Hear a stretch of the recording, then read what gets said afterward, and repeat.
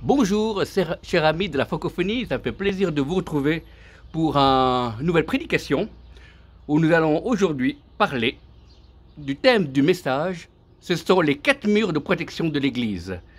Le titre de ce message d'aujourd'hui, ce sont les 4 murs de protection de l'Église. J'ai déjà un mur derrière moi, le mur d'une maison, qui illustre prophétiquement un des 4 pans du mur qui protège l'Église.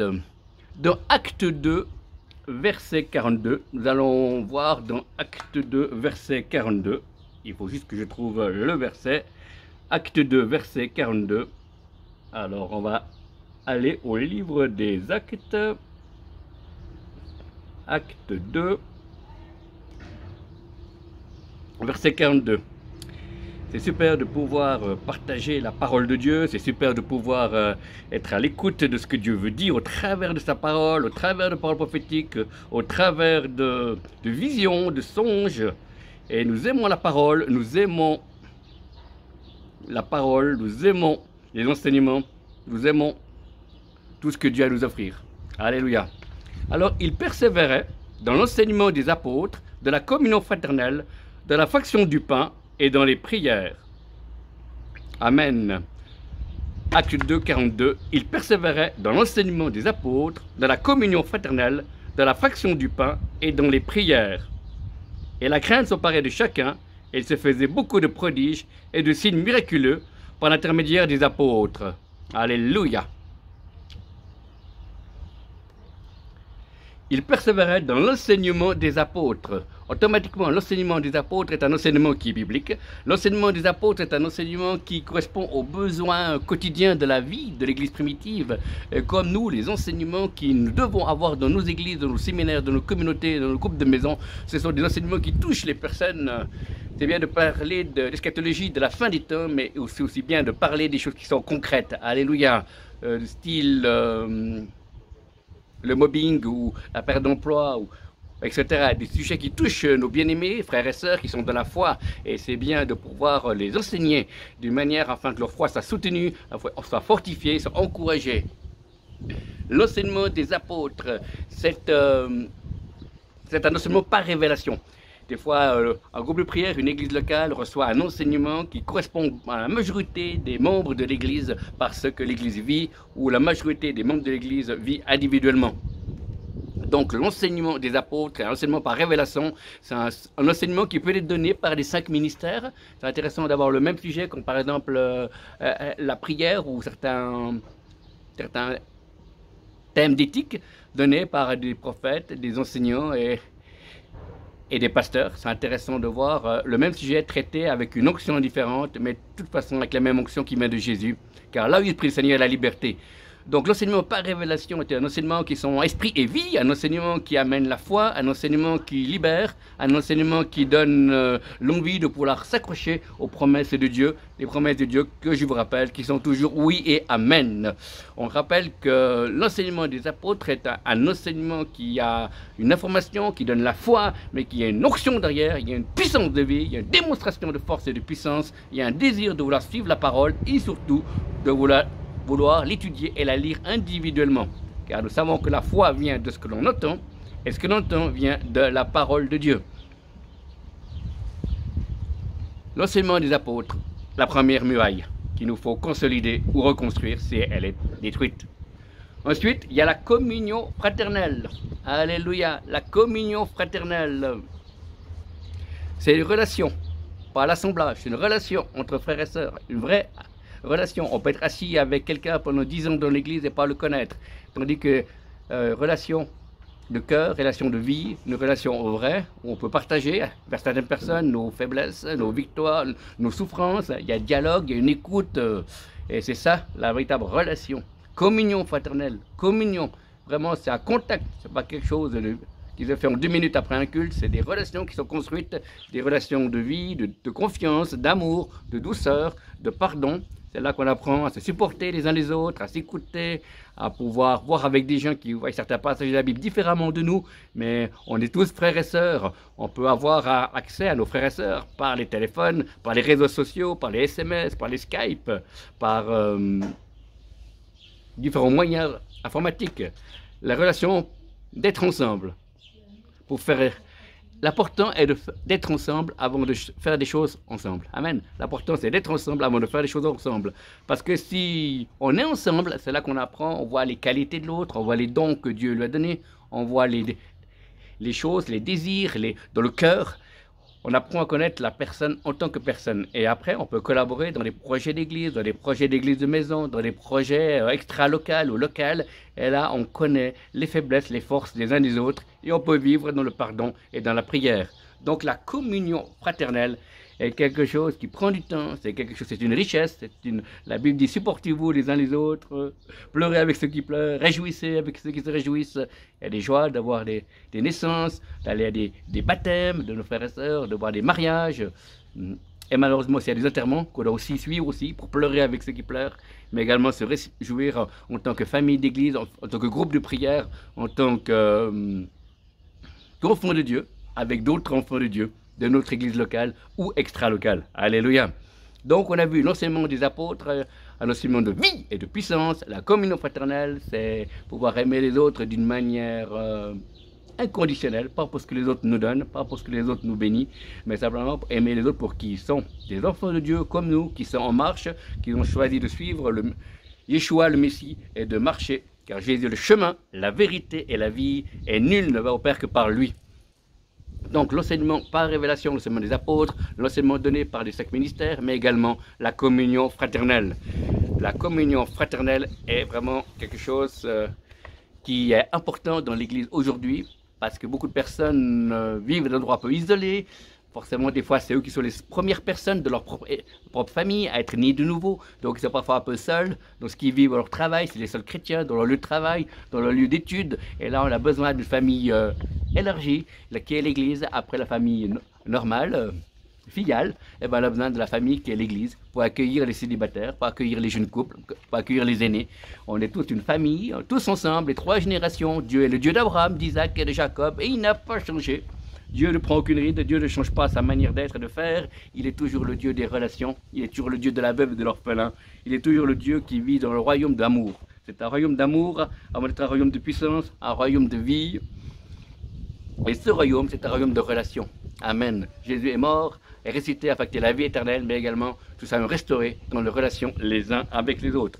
Pas forcément dire qu'on est tous d'accord avec tout ce que l'on croit, tout ce que l'on vit, mais on a la capacité de pouvoir être des chrétiens adultes, de pouvoir accepter que l'autre voit différemment, fait différemment, si ce n'est pas contraire à l'état d'esprit et à la vie de la Bible. Amen. Donc, on a vu l'enseignement des apôtres, la communion fraternelle, et maintenant on va voir la fraction du pain. La fraction du pain, il persévérait dans la fraction du pain, il prenait le pain dans les maisons, alléluia. Alors là, c'est bien, c'est merveilleux de savoir qu'il n'y a pas besoin obligatoirement d'avoir un pasteur, un ancien ou un diacre pour pouvoir prendre le pain et le vin. Amen. On peut prendre le pain et le vin en tant que couple, on peut prendre le pain et le vin en tant que groupe de prière, on peut prendre le pain et le vin en tant que serviteur de Dieu à un certain moment, à un certain endroit. On peut prendre le pain et le vin en famille. Alléluia, c'est un symbole prophétique devant les puissances des ténèbres et les humains, croyants ou non croyants. C'est un lieu de contact, où là où Dieu est. La parole de Dieu dit, là où 2 ou 3 sont assemblés, ben, il est au milieu de nous. La communion avec le pain, le vin, est non seulement un signe prophétique, mais également un moyen où Dieu est présent de manière particulière. Et il y a même un ami à moi, un serviteur de Dieu, qui était malade et qui a été guéri en prenant la Sainte Seine. Et oui, Dieu est là, il est vivant. Et il était guéri d'une maladie. Alléluia. Une maladie. Et il était instantanément guéri. Car là, l'Esprit du Seigneur, il y a la liberté. Ça doit être fait pas de manière de superstition, de manière de foi qui honore Dieu. Amen. On doit être comme de la communauté et s'examiner pour avoir la joie d'entrer dans la grâce, de pouvoir prendre le pain et le vin. Et c'est merveilleux de pouvoir vivre cela. On peut vivre ça de manière religieuse, de manière automatique, comme on peut faire parfois, mais le plus puissant, c'est le faire en étant conscient devant qui on le fait. Conscient que Dieu est là, conscient que la grâce de Dieu est là, conscient que le sang de Jésus a coulé pour toi, mon frère, pour toi, ma soeur, conscient que Jésus est mort, ressuscité pour toi, et qu'en lui, nous avons le pardon des péchés. Et si nous confessons nos péchés, il est fidèle et juste de nous pardonner et de nous purifier de toute iniquité. Alléluia. Donc la Sainte Seine n'est quelque chose pas de magique, mais c'est quelque chose de spirituel. C'est quelque chose où on s'ouvre à Dieu. Et Dieu peut nous visiter, Dieu peut nous bénir, Dieu peut intervenir dans nos vies, Dieu peut nous montrer des demandes de pardon à faire, Dieu peut nous demander pardon à Dieu lui-même ou à quelqu'un. Et la Sainte Seine, ce n'est pas un temps de mort, mais un temps de vie et de grâce. Alléluia. Ne vous privez pas de la grâce de Dieu, dirait l'apôtre Paul dans une de ses épîtres. Alléluia. Dieu a tant aimé le monde qu'il a donné son Fils unique, afin que quiconque croit en lui ne périsse point, mais puisse avoir la vie éternelle. Amen. Et la vie éternelle, c'est déjà sur cette terre, frères et sœurs. Cette vie éternelle, elle est déjà en nous, puisqu'on a l'Esprit de Christ, celui qui a l'Esprit de Christ a la vie, et la vie en abondance. Une vie en abondance, c'est une vie qui change petit à peu le caractère, qui change petit à peu nos habitudes. Il y a des changements qui doivent se faire par morceau par morceau. Amen. On va de gloire en gloire, comme dira la parole. Et le moment de Sainte Seine, c'est un moment béni, c'est un moment sérieux, c'est un moment de vie, c'est un moment que face au monde spirituel, on se positionne, qu'on accepte le pardon, et la mort et la résurrection de Christ, afin que nous puissions avancer, aller de gloire en gloire. Il persévérait dans l'enseignement des apôtres, la communion fraternelle et la fraction du pain. Alléluia, c'est merveilleux de pouvoir vivre la Sainte Seine. On était à séminaire, on était 2000 personnes, et c'est aussi bien de prendre la communion, la Sainte Seine, avec 2000 personnes. Il y avait vraiment une paix de Dieu. J'ai eu l'occasion de prendre la Sainte Seine en Israël, dans la convention de Thomas à Jérusalem. Et c'était aussi intéressant en tant que chrétien des nations de pouvoir prendre la Sainte Seine en Terre Sainte, là-bas en Israël. Il y a aussi une présence de Dieu qui est particulière. Gloire à Dieu pour ces temps magnifiques dans sa présence où nous recevons le pardon. Amen. C'est beau. Si nous confessons nos péchés, il est fidèle et juste de nous pardonner et de nous purifier de toute iniquité. Alléluia. Notre Dieu est un Dieu de pardon. Dieu est un Dieu de grâce. C'est un Dieu qui est long à la colère, riche en bonté, plein de miséricorde. Il ne se lasse pas de nous pardonner. Et il nous lave de tout péché. Il est l'agneau de Dieu qui ôte le péché du monde de ta vie, qui ôte le péché du monde de l'Église. Il est toujours l'agneau de Dieu qui a été immolé afin que par les meurtrissures de Jésus, on est pardonné et on est guéri. Alléluia. Donc il persévérait dans l'enseignement des apôtres, dans la communion fraternelle, dans la fraction du pain, et il persévérait dans les prières. Amen. Il persévère dans les prières. Les prières est la 4e muraille. Alléluia. Toutes ces formes de prières qui existent, la prière de foi, la prière d'écoute, la prière prophétique, la prière de repentance, les prières en langue, avec ou sans interprétation. Alléluia, la prière sous ces formes. La prière, c'est le poumon de l'Église, c'est le cœur de l'Église, quelqu'un disait. Amen. Que l'esprit de prière et de supplication ne quitte pas les églises locales, les groupes de prière et nos séminaires. Alléluia. Merci, Seigneur. Oui, Christ intercède pour nous, Christ intercède pour nos vies individuelles, Dieu intercède pour nos communautés, Dieu intercède pour le groupe de prière, alléluia. Jésus est le divin intercesseur, alléluia, que son esprit puisse vous toucher maintenant, que son esprit de prière puisse vous toucher, puisse être renouvelé dans la prière personnelle, puisse être renouvelé dans la prière communautaire, puisse être renouvelé dans le nom de Jésus, dans la prière dans vos églises de maison, dans le nom de Jésus, amen. La prière sous toutes ses formes. La prière est un moyen par lequel on peut garder le ciel ouvert, on peut garder une foi ferme. Alléluia. C'est par la prière qu'on obtient les promesses. C'est par la persévérance que l'on porte les fardeaux des uns des autres que l'on obtient la victoire. Amen. Des fois, il y a des prières qui sont des sujets qui sont durs et avec 2-3 frères et sœurs qui nous aident à prier pour certains thèmes, au bout d'un moment, nous aurons la victoire. Amen. Car si nous croyons que Jésus nous écoute, nous croyons que nous avons la chose. Amen. Et il nous la donne parce qu'il est bon. Amen. Il est tout puissant. Il est joyeux. Dieu est plus grand que nos prières. Dieu est plus grand que nos difficultés. Dieu est plus grand que nos problèmes. Dieu est plus grand que les maladies. C'est lui qui est le nom au-dessus de tout nom. Le nom de Jésus au-dessus de tout nom. Alléluia. Et les prières faites en son nom, il nous accorde des fois tout de suite. Des fois, il faut persévérer. Et des fois, il faut jeûner. Des fois, il faut louer d'avance. Des fois, il faut faire un acte de foi. Il y a beaucoup de choses qui accompagnent la prière. Mais la prière est... La Bible dit prier sans cesse. Alléluia, prier sans cesse. En tant que famille, en tant que couple, en tant que équipe de ministère, en tant qu'église de maison, en tant que communauté. La prière, on devrait baigner dans la prière. La prière est d'être à l'écoute de Dieu, voir aussi ce que Dieu veut, aussi apprendre à écouter Dieu. Beaucoup d'églises, beaucoup de chrétiens demandent à Dieu, et c'est bon, amen, continuez. Mais aussi, il faut écouter quelles sont les stratégies de Dieu. On peut recevoir un verset, on peut recevoir les paroles d'un cantique, on peut recevoir une vision, on peut recevoir une image, on peut recevoir des versets bibliques. Dieu parle tantôt d'une manière, tantôt de l'autre. Il y a des prières aussi de repentance en tant que groupe de prière, en tant qu'église communautaire, en tant que responsable d'église. Il y a des prières de repentance, vraiment de pardon à Dieu, d'avoir mal écouté sa parole, d'avoir mal interprété, d'avoir laissé le monde nous envahir, d'avoir fait des choses du monde et demander à Dieu de bénir. Non, Dieu est saint, alléluia. Et nous sommes saints, nous sommes son temple et nous marchons. Nous n'avons pas l'esprit de monde, nous avons l'esprit de Dieu. Nous avons un esprit de restauration, un esprit de guérison, un esprit de vie, un esprit de puissance, un esprit d'amour. Et c'est ce qu'il veut donner. Si nous s'humilie dans la main puissante de Dieu, il nous élèvera au temps favorable. Oui, Dieu est un Dieu qui connaît tout. Dieu est un Dieu qui répond à toutes les prières faites avec foi. Amen. Car seule la foi est impossible de plaire à Dieu. Par la foi, on se convertit. Par la foi et la prière, on voit nos besoins qui sont exaucés. Par la prière, nous découvrons que Dieu est atteignable. Amen. Par la prière, des fois, il faut prier pendant plusieurs années. Et des fois, il faut prier un certain temps. Merci Seigneur pour ce merveilleux aventure qui est la prière. La prière en église, la prière en couple, la prière en famille, la prière en groupe de prière, en église de maison, la prière communautaire. Merci pour la prière de toutes ses formes. Merci surtout pour demander la prière pour la présence de Dieu. Peut-être là de nos mystères, la présence de Dieu peut-être là de nos temps pastoraux, la présence de Dieu peut-être là de nos églises communautaires, la présence de Dieu peut-être là dans le groupe de prière. Alléluia. C'est la présence de Dieu qui fait la différence parce que là où l'Esprit du Seigneur, là il y a la liberté. Et le Seigneur peut agir, sa main n'est pas trop courte pour bénir, guérir, relever et restaurer. Dieu est un Dieu qui répond à la prière. Invoque-moi et je te répondrai. Alléluia. Le Seigneur est tout puissant et il exauce encore ses enfants.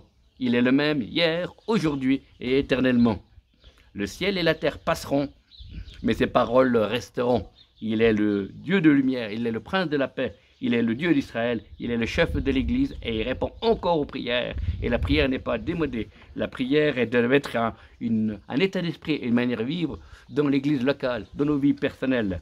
Merci Seigneur de ressusciter nos vies de prière individuelles dans le nom de Jésus, de ressusciter nos vies de prière communautaires dans le nom de Jésus et de ressusciter nos vies de prière en tant qu'église de maison dans le nom de Jésus et de ressusciter nos vies de prière dans nos moments de ministère pour que la puissance de Dieu puisse se manifester par des signes, des miracles et des prodiges, car Dieu est toujours le Dieu d'Abraham, d'Isaac et de Jacob.